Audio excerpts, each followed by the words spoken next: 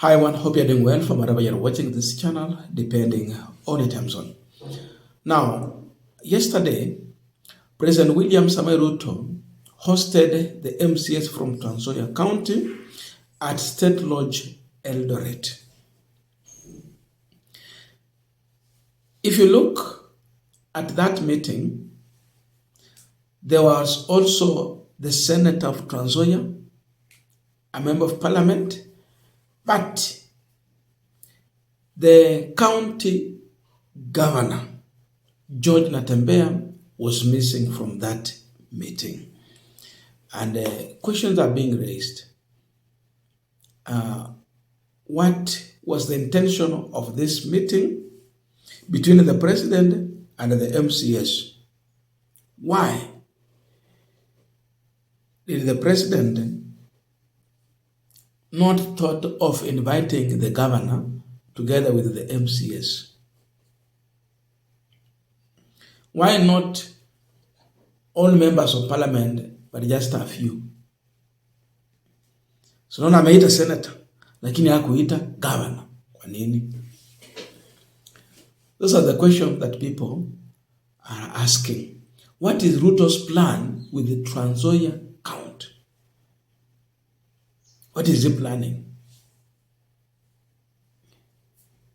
What was the discussion between the president and the MCAs from Trans-Nzoia?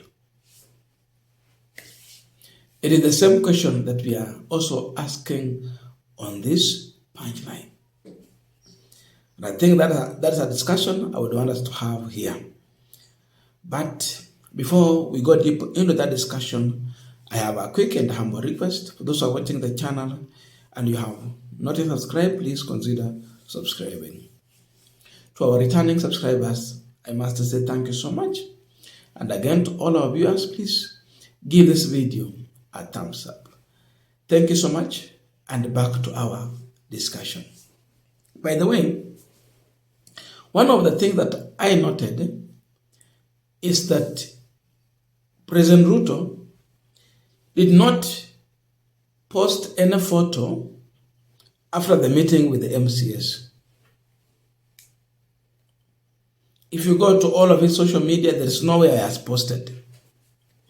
But these MCAs were allowed to take photos and share. So look at that. Why did the president avoid sharing those photos? At first place, MCAs, there are wale watu wa chini huko. Umetoka kwa governor, umekuja kwa senator, umekuja kwa woman rep, umekuja kwa MP, ndio uteremuke huku chini kwa MCA. So, one of the reason could be that MCA ni mtu wa chini huko. Kwa hivyo president hosting them and posting, it will raise those questions. Why did they avoid the other leaders and all that? That how low is he going down there to host MCAs even without their boss? But then, what is the intention of the meeting? Number one, President William Samoei Ruto is preparing to tour the Trans-Nzoia county. You know, he has had several tours across the country in various counties. Now here, they are planning on how the president will be touring Trans-Nzoia. One of the hard things is that it is the governor to host the president. Even the protocol will dictate that the governor will speak. If there's an event where the president is attending, then the governor will welcome the deputy president to welcome the president. And if there is no deputy president, the governor will speak and welcome the president.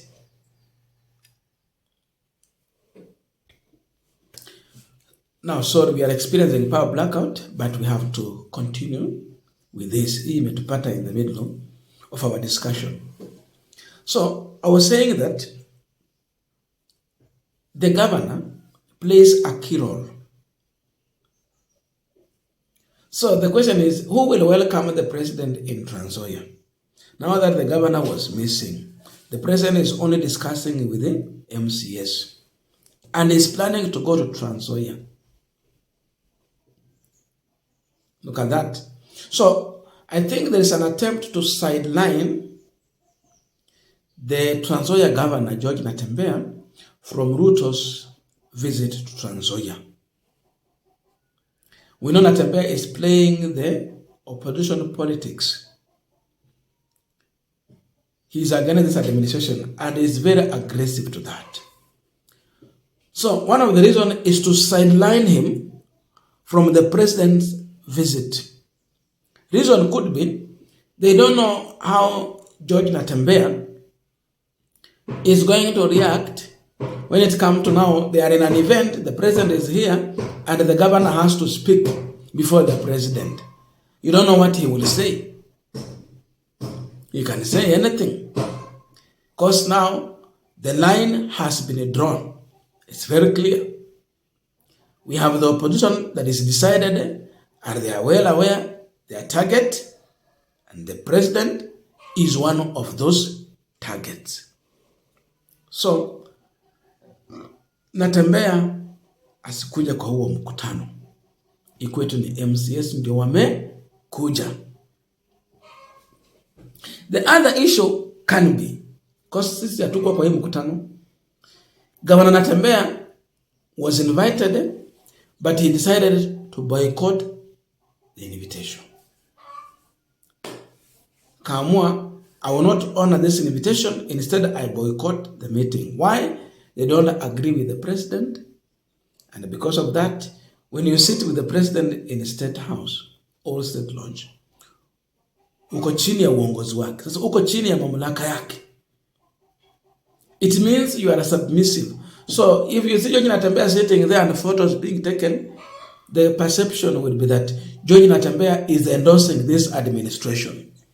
So he might have decided that I will not attend, because attending means I am endorsing the leadership, I support it, and that is a credit to William Samoei Ruto. That can be another possibility.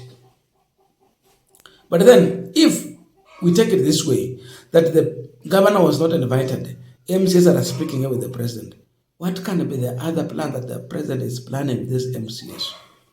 Ukiona MCAs wameungana mahali wanaongea, mahali penye hawajahusisha governor, the other possible thing would be planning an impeachment against the governor.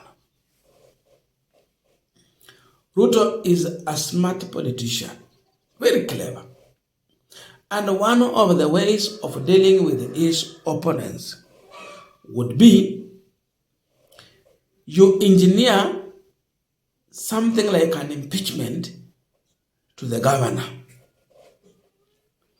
Once you does that, Governor George Natembeya, rather than focusing on development and the opposition politics, siye ni governor, hasa ako pale akifanya kazi yake ya governance, anakuja hapa anapiga siasa kabisa chini ya kinyume cha uongozi ambao uko. So how do you keep him busy? Engineer an impeachment that will keep the governor very busy fighting for his survival. So the governor will not be focusing on dealing with this government. Kama his focus was on William Ruto, he will be busy fighting against an impeachment. He will not have enough time to focus on countering this administration in their failures. Weka yeye akuwe busy, asikuwe na nafasi ya kuongea kuhusu William Ruto ama nini. Make sure that you are frustrating him, and before you discover already hawa jamaa wamesonga mbali, na hiyo nafasi ya kuongea kwa hawa jamaa isipatikane vizuri. That can be another possibility. And this also confirms that the president has failed in one way or another when it comes to, having a command in a specific county. So you try to reach out to the people by bringing those leaders on the grassroots close to you. Then you bring the perception